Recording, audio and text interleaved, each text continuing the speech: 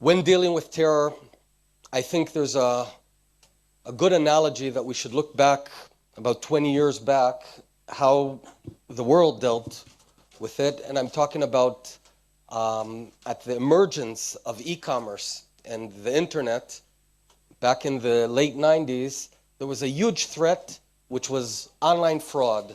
The threat was that hackers will steal our usernames and passwords, hack into our websites, into our bank accounts, into our credit card sites, and then pretend to be us and empty our pockets. And by looking at the lessons learned there, I think we can apply them in terror. There was widespread fear that this would hamper the growth of e-commerce. This was back in 98, 99, 2000, because several major websites were hacked. Millions of credit cards were stolen. I remember the big titles on the websites. What are we going to do? People were afraid to buy. And there was an approach back then that if we erect bigger barriers, stronger barriers, that'll be the way to fight fraudsters. And I don't know how many of you remember, but do you remember those little dongles with a 4-digit PIN that you would log in? So the idea was that all customers around the world would use those dongles every time they log into Chase, Bank of America, you name it. And if you belong to 7 banks, you'll go around with a keychain with 7 little dongles.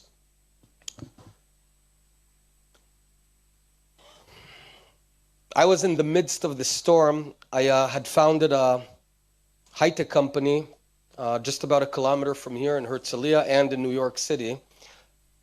And we came up with an approach that today is used by over 80% of North American banks. I want to explain. 8 out of 10 online banking transactions today in the United States go through my company's servers at Sayota. And our approach was not to strengthen security or to weaken security barriers. It was to be more thoughtful. And I'll explain. The idea was thoughtfulness. How do you fight fraud? How do you fight terror? By being thoughtful. We came up with a patent called risk-based authentication. If you Google risk-based authentication patent, you'll see my name there. The idea was the following. Until then, 100% of the people that logged on to online banking, right? You all do that with your username and password. If you got the username and password right, you got in. If you got it wrong, you're out. And as we said, it wasn't strong enough protection, so they were going to strengthen that protection for 100% of the people with those dongles. And that would have been so cumbersome, so difficult, that many would abandon online banking and online purchases. Our idea was incredibly simple. It's so simple that you'll all say, oh, yeah, we take that for granted. But this is about 17 years ago, 16 years ago. The idea was the following. Everyone who logs in, let's say, Uriel, you log in, we automatically score this particular transaction based on its risk, and we apply security accordingly. So if, for example, Uriel lives, where do you live here in Herzliya? Tel Aviv.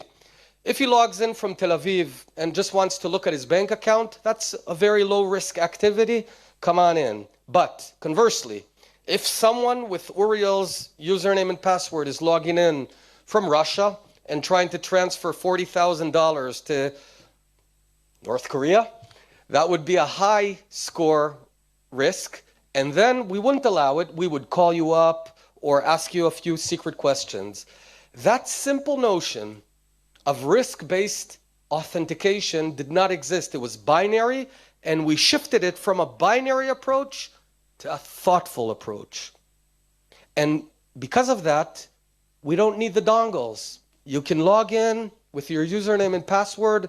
99% of the times you'll get in. In the 1%, when you do something that looks strange, yeah, we'll ask you further questions.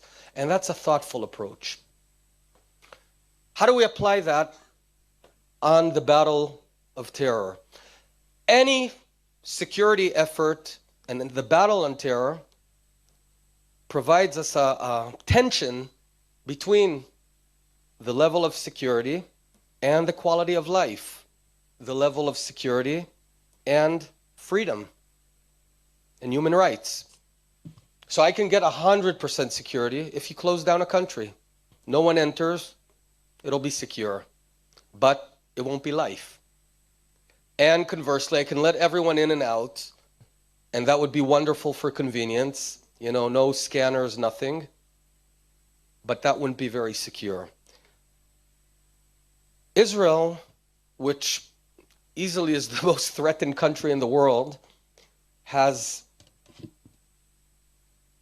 thrived over the past several decades by a thoughtful approach. The thoughtful approach, I'll give you one example.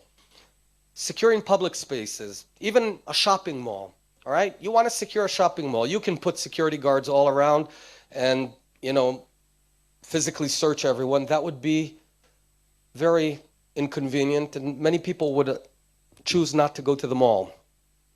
You can let it open, but we couldn't, because we had, and we still have, terrorists who sometimes want to come in. So here's what we do. I'll give you an example. Just last week I went to a mall. The guard asked me, "Where are you coming from?" That's a surprise question. He could ask me, "What school did you learn?" And he doesn't know the answer, but he's not looking for the answer. He's looking for my accent. He's looking for my intonation. He's looking to see, am I a high risk or low risk person? And based on that particular answer, he can adapt and adopt a different level of security and scrutiny. So if I'm your typical Israeli, just go in.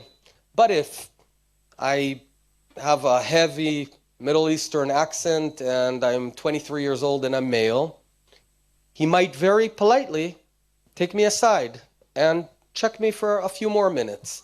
It might not be politically correct, but it works darn well. And that's the approach, a thoughtful approach. When you're thoughtful, you optimize the convenience and security for everyone. I was in Manhattan during September 11th. I was on 56th and 6th Street. I saw the two buildings on fire. And I recall the first time I got on a plane in the States after was about a week after. I'll never forget, a grandmother with 3 grandchildren. She was checked just like anyone else. The grandkids were 10, 11, 12, something in that ballpark. Clearly she's from Oklahoma or Nebraska or God knows where. What is the security risk of this grandmother? It's really zero. It's near zero. And the notion that you check everyone and you scrutinize everyone equally doesn't make sense. A, it's extremely inconvenient, and B, it wastes your resources, and then by the time you meet a real high security threat, you're already exhausted. So that's the wrong approach. Again, a thoughtful approach.